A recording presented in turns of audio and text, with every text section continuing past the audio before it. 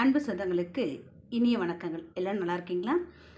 சொந்தங்களே, இன்றைக்கி நம்ம என்ன பார்க்க போகிறோம் அப்படின்னா, நமக்கு மைண்டில் வந்து ஒரு ஸ்ட்ரெஸ் இருக்கும், ஒரு ஃபியர் இருக்கும். எதுக்கு தான் அந்த ஸ்ட்ரெஸ் வரும், பயம் வரும், டிப்ரெஷனில் நம்ம போவோம் அப்படின்னு நமக்கு சில நேரங்களில் தெரியாது. நம்ம மனசுக்கு வலிமை இருக்குதுன்னு நான் அடிக்கடி சொல்லிகிட்ருக்கேன். நம்ம மனசுக்கு எப்போ ஒரு டிப்ரெஷன் வருதோ, எதனால் வருதுன்னு முதல்ல கண்டுபிடிக்கணும். எதனால் வருதுன்னு கண்டுபிடிச்சதுக்கப்புறமா நம்ம ஒருத்தரை பார்க்கும்போது ஒரு கோபம் எரிச்சல் வருது. அவங்க சொல்கிற வார்த்தைகளை கேட்டோன்னே நமக்கு டிப்ரெஷன் ஆகிடுறோம். சில நேரம் நம்மளோட செயல்களே நமக்கு ஒவ்வாமையாக இருக்குது, பிடிக்கல, நம்ம செஞ்ச வேலையே நமக்கு பிடிக்கல, இல்லை யாராவது இரிட்டேட் பண்ணுறாங்க, அதனால் நம்ம டென்ஷன் ஆகுறோம்.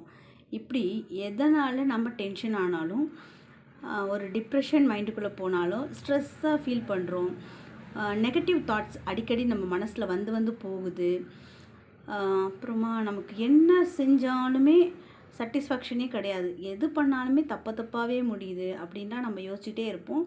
நம்ம ஆழ் மனசில் இதையே தான் பதிவு பண்ணிக்கிட்டே இருக்கோம். என் நண்பர் சொன்னாங்களே, நான் எதை பண்ணாலும் தப்பாயிரும், நான் எதை செஞ்சாலும் கரெக்டாக வராது, நான் என்ன செஞ்சாலுமே யாராவது ஒருத்தர் குத்தம் கண்டுபிடிச்சிருவாங்க, அவங்க பண்ணுற எதுவுமே எனக்கு பிடிக்கவே மாட்டேங்குது. இப்படியெல்லாம் நம்ம தோண்டிக்கிட்டே இருக்கோம் நம்ம மனசில். அப்போது ஒரு மாதிரியான ஸ்ட்ரெஸ் மோடுக்கு நம்ம போயிடுவோம். சில நேரங்களில் ஏன் வருது தலைவலின்னே தெரியாது. அப்படி ஒரு டிப்ரெஷன், அப்படி ஒரு தலைவலி நம்மளுக்கு வந்து ஆட்கொண்டுடும். அந்த நேரங்கள்லாம் நம்ம என்ன பண்ணணும் அப்படின்னா, நம்மளுடைய கான்ஷியஸ் மைண்ட் என்ன பண்ணணும்னா, எல்லாத்துக்கும் ஒரு காரணம், லிங்க்கு எல்லாம் கண்டுபிடிச்சின்னு இருக்கும். ஆனால் நம்ம சப்கான்ஷியஸ் மைண்ட் அப்படி கிடையாது. நண்பர் சொந்தங்களே, அது என்ன பண்ணும், என்ன நம்ம பதிய வைக்கிறோமோ அதுக்கு உயிர் கொடுக்கும்.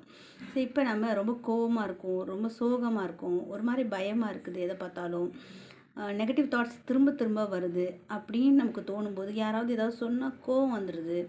அந்த மாதிரி நேரங்களில் நம்ம என்ன பண்ணலாம் அப்படின்னா, நம்ம மைண்டை சார்ஜ் பண்ணிக்கணும். என்ன பண்ணணும்னா, கிளியர், கேன்சல், டெலீட். இது சாதாரணமாக இருக்கும், ஏதோ சொல்கிறாங்கடா அப்படின்ட்டு. ஆனால் இல்லை நண்பர் சொந்தங்களே, இதை நான் யூஸ் பண்ணி பார்த்துருக்கேன். நம்மளோட டென்ஷன் அப்போ, கோவம் வரப்போ, அந்த டைம்லலாம் டிப்ரெஷன் மோடுக்கு போகும்போதெல்லாம் கட்டாயமாக இது நமக்கு ஒர்க் அவுட் ஆகுது. இது ஒரு ஸ்விட்ச் வேர்டு தான், ஓகேங்களா? நம்ம மைண்டை கிளியர் பண்ணும், தேவையில்லாத எண்ணங்களை கேன்சல் பண்ணும், எதெல்லாம் நமக்கு வேண்டாத நெகட்டிவ் திங்ஸ் தாட்ஸ் வருதோ அதையெல்லாம் நமக்கு டெலீட் பண்ணிடும். ஸோ நம்ம மைண்டில் பதிய வைக்கும்போது கிளியர், கேன்சல், டெலீட் ஒரு 2 or 3 minutes சொல்லணும். மினிமம் ஒரு 21 டைம்ஸாவது அட்லீஸ்ட் நம்ம இதை சொல்லும்போது அந்த நேரங்களில் ஏற்படுற கோபம், அந்த ஃபியர், அந்த ஒரு மாதிரி தலைவலி பயங்கரமாக எடுக்குது. இந்த மாதிரியான நேரங்களில் நம்ம மனசை நம்ம அழகாக கிளியர் பண்ணி மைண்டை கண்ட்ரோல் பண்ணிக்கலாம். கிளியர், கேன்சல், டெலீட் இதை மட்டுமே சொன்னால் போதும், அந்த இடத்துல நம்ம ப்ரொடெக்ட் ஆகிடுவோம். Clear, cancel, delete, clear, cancel, delete, clear, cancel, delete.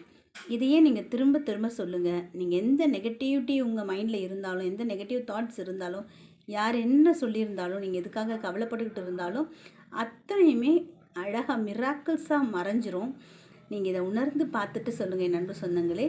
இன்னும் வேறு எதுக்காவது ஸ்விட்ச் வேர்ட்ஸ் உங்களுக்கு தேவைப்படுதுன்னா தாராளமாக நீங்கள் எனக்கு கமெண்ட் பண்ணுங்கள். நன்றி, வணக்கம் அன்பு சொந்தங்களே.